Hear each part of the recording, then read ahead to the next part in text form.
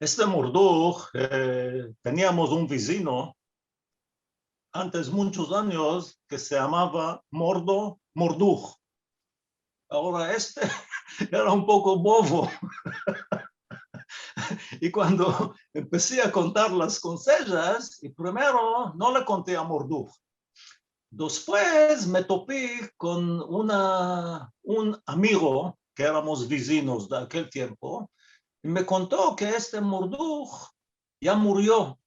Y me dijo, ¿te acuerdas de este Murduch? ¿Cómo de reír queríamos? Y dije, Murduch, le dije, ya bueno que te topé a ti ahora, a Murduch, yo lo va a levantar arriba, lo va a revivirlo ahora a Murduch. Sin Murduch no vamos a caminar. Y la mujer se llamaba Zimbul. Y la llamaban Zimbulica. Y por modo de esto, los metí a estos.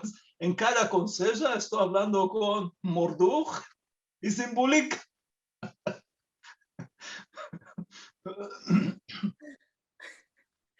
Así, así que creo que es un grande cabot, ¿no? Para esos dos, un grande cabot.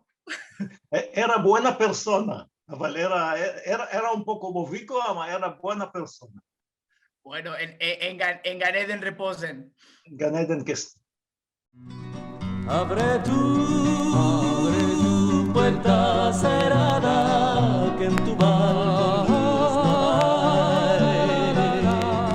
el amor a ti te vela. Partemos rosa, partemos de aquí. Partemos rosa, partemos de aquí.